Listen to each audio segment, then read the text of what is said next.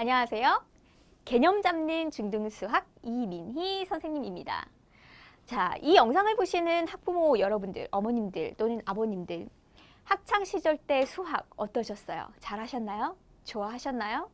자, 만약 싫어하셨다면, 그런데 너무 속상하게도 우리 아이도 수학을 싫어한다면, 자, 왜 싫어할까요? 아이들이 수학을 못하는 건 괜찮아요. 그런데 못하기도 전에 싫어한다 라고 하는 것은 사실 그게 더 심각한 문제입니다. 자, 그런데 이 우리나라 전국에 있는 이 수십만 명의 학생들이요, 수학을 싫어합니다. 가장 싫어하는 과목 1위, 부동의 1위가 바로 수학이죠.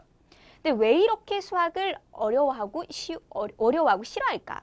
거기에 대해서 제 생각 두 가지로 한번 정리해 봤습니다.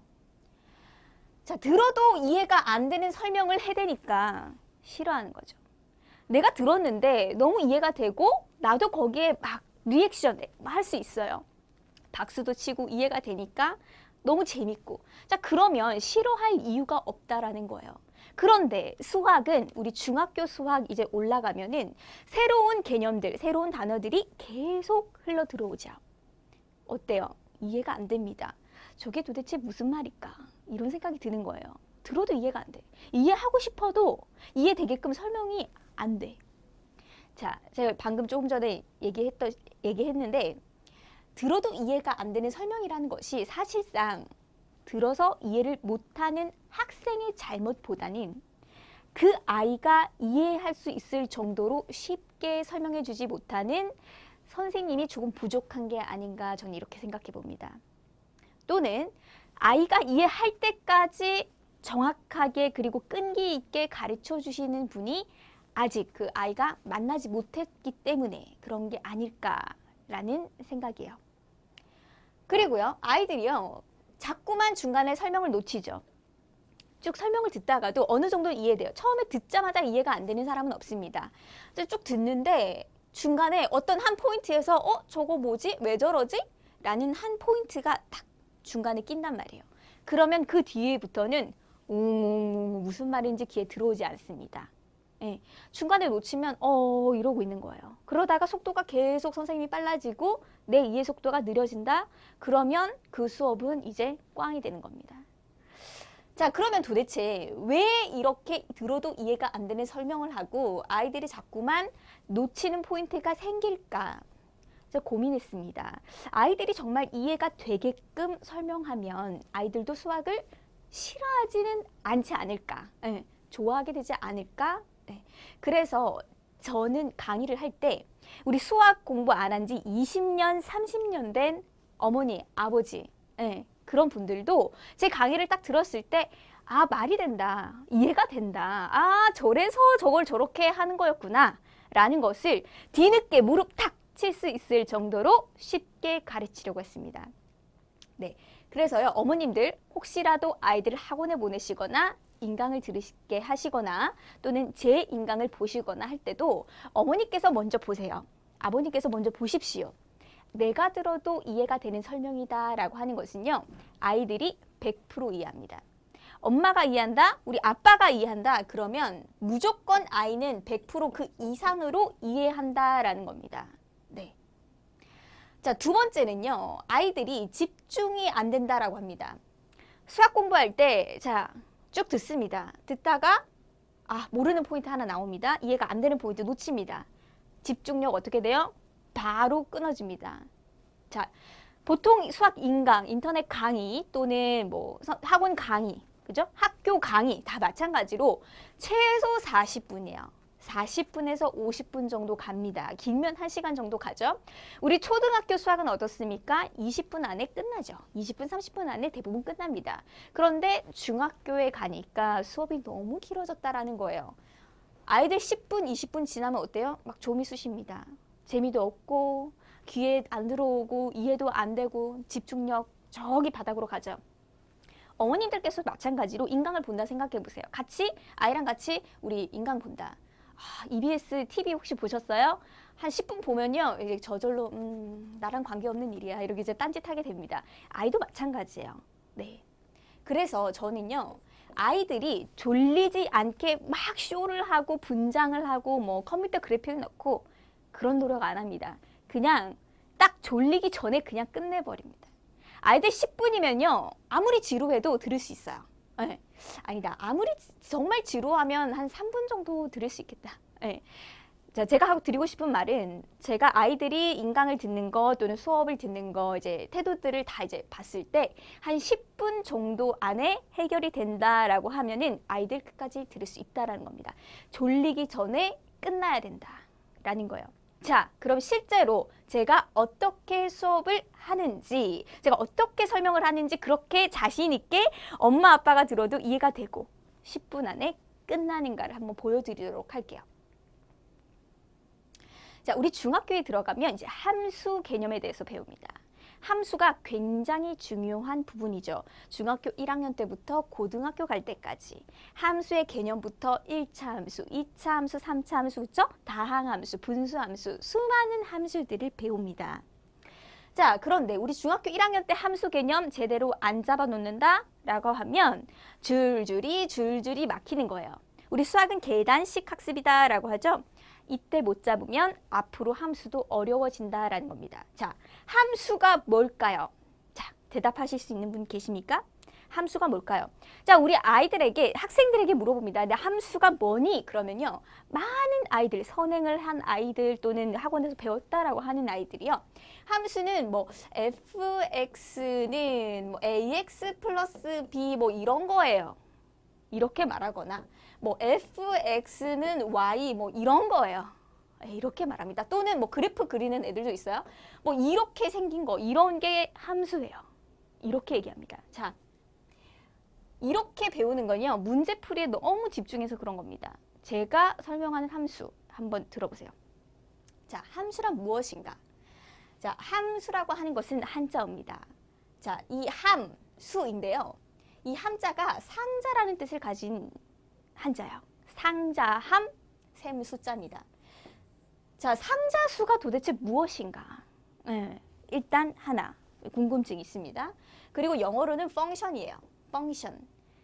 영어로는 뜻이 기능이라는 뜻이 있고요. 기능, 어떤 기능을 한다 또는 관계라는 뜻을 가지고 있어요. 자, 수학에서는 이 function이 관계라는 의미를 가지고 있습니다. 관계.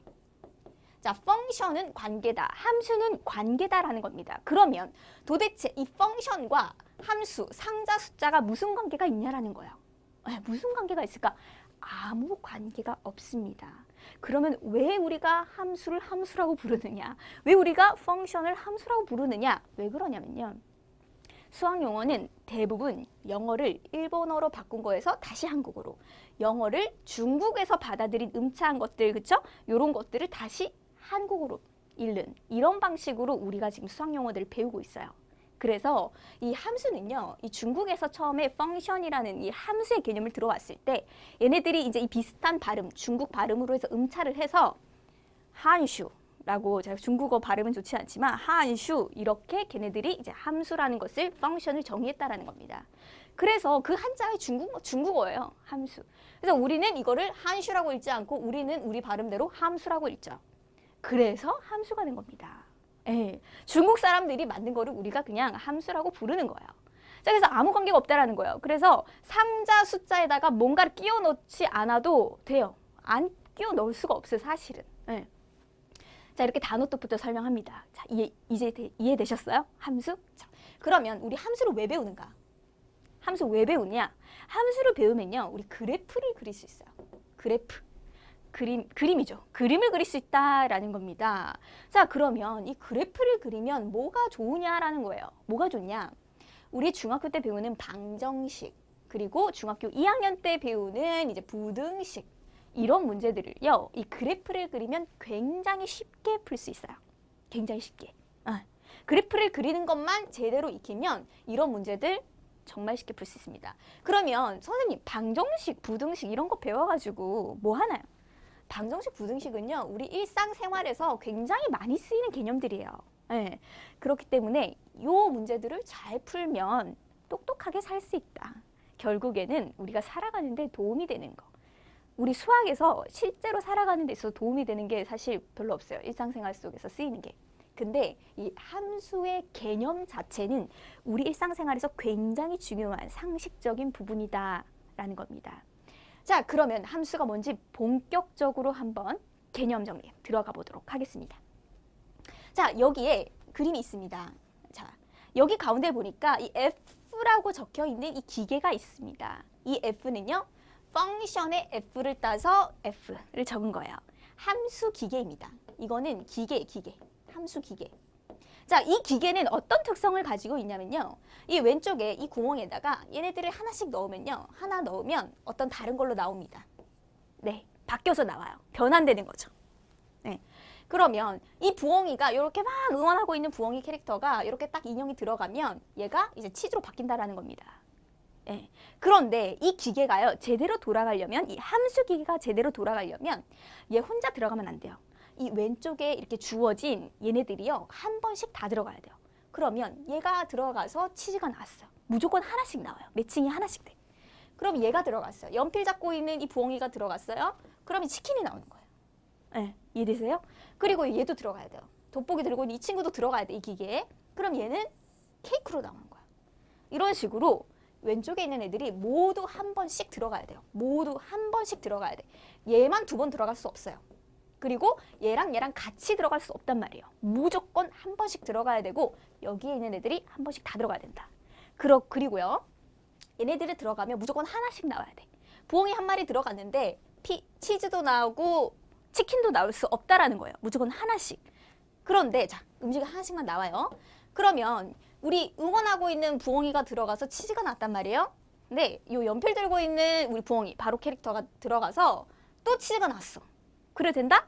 된다. 똑같은 거 나올 수 있다는 거야. 다른 사람과 같은 음식이 나올 수도 있다. 다른 애들이랑 똑같이 얘도 들어가니까 치즈 나고, 얘 들어가도 치즈 나고, 얘 들어가도 치즈 나온다. 이거 괜찮다. 기계 돌아간다.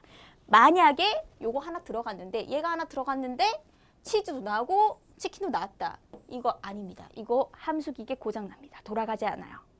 자, 이런 규칙을 가지고 있는 것이 바로 이 함수 기계의 특징이다라는 겁니다. 자, 굉장히 간단한 거예요. 우리가 옷을 사는데, 자, 옷이 10,000원짜리가 있어요. 10,000원을 내면 옷 하나 받습니다. 그쵸? 10,000원 줬는데 옷 2개 안 주잖아요. 일상생활에서도 충분히 이 함수라는 개념을 여러분들이 이미 가지고 있다라는 거예요. 자, 그런데 우리가 이것을 어떻게 배우느냐, 이제 항상 그림을 그릴 수 없으니까 이렇게 문자를 쓰기 시작합니다. 간단하게 조금 더 편하게 표현하기 위해서 이 문자를 사용하는 거예요. 자, 우리 조금 전에 여러 모양의 부엉이들이 있었습니다. 그렇죠? 이 친구들을요, X라고 한번 두겠습니다. 누가 될지 몰라요. 어떤 놈이 들어와요. 네.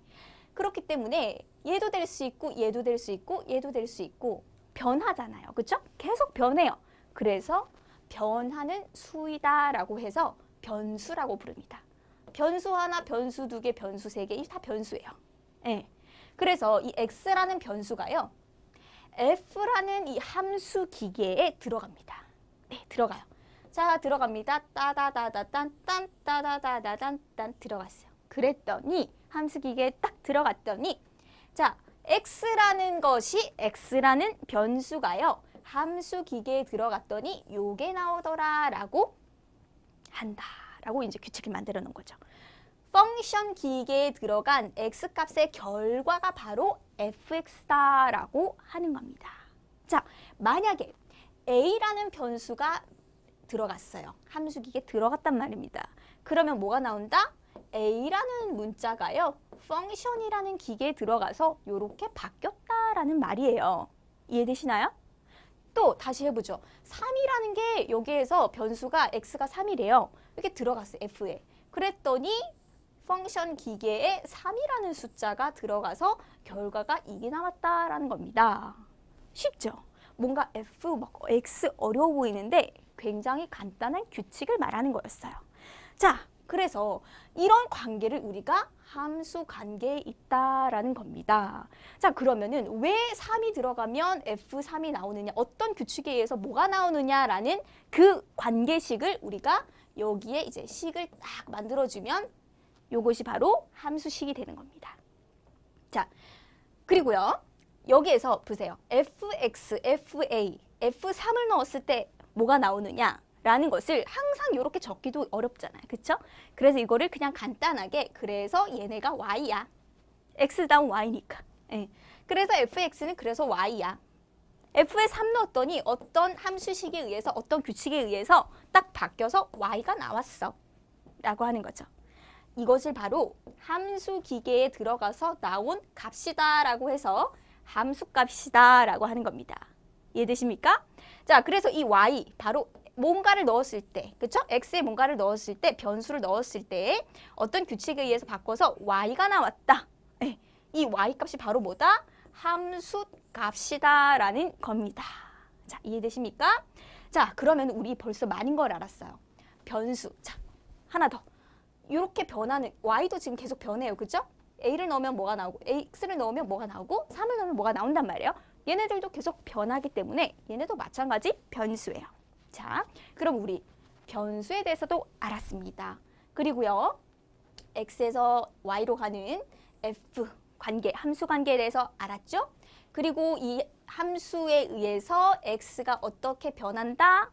라는 거, 어떻게 바뀐다? 라는 거, 그 결과값이 바로 fx라는 규칙으로 우리가 적어주고 요것을 우리가 함수값이라고 한다라는 거 기본적인 거 다 알았습니다. 이해되십니까? 자, 그런데 여기 저 설명 안 한 게 몇 개 있어요. 자, 그러면요. 이렇게 변수들이 가득 모여있는 함수 기계에 들어가기 전에 준비하고 있는 이 여러 변수들을 모아놓은 이런 영역이 있어요. 영역.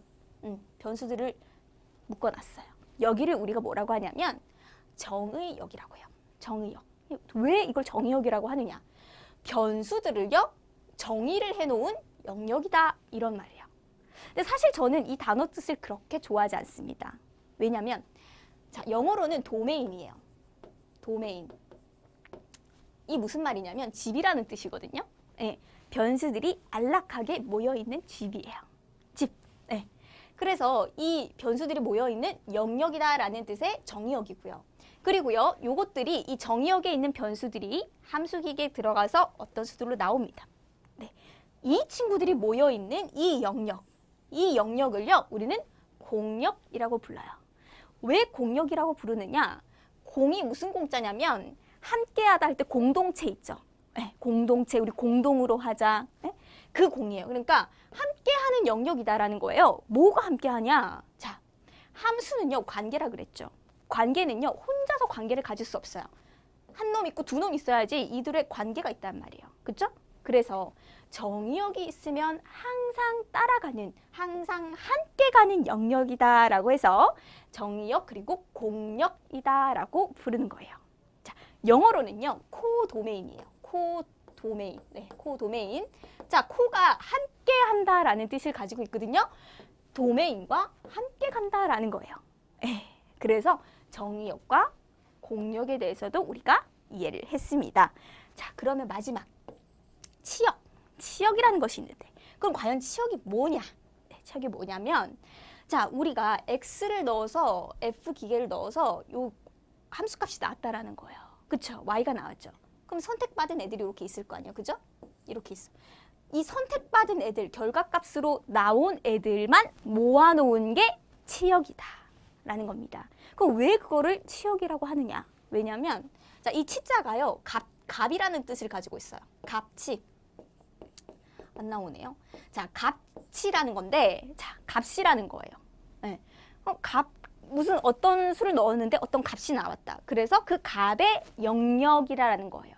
그런데 이 가벽이라고 하는 게 사실은 맞죠? 그쵸? 다벽이라는 이 단어가 너무 발음이 어려운 거예요. 그래서 우리 한자로 치역, 값이라는 뜻을 가진 치역이라고 우리가 쓰는 겁니다. 자, 그러면 우리 정의역, 공역, 치역, 함수값, 함수관계, 변수 어때요? 이해가 되셨죠? 이렇게 함수를 이해해야 된다라는 겁니다. 자, 무조건 학생들에게 자, 함수는 f 들어가서 x가 들어가서 y가 나와. 이렇게 설명하면 이해가 어려워요.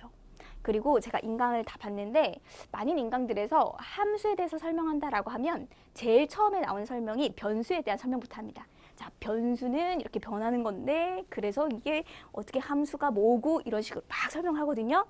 이해 안 돼요. 자, 어머니 제 설명 들었을 때 이해되셨어요? 아, 저게 함수구나.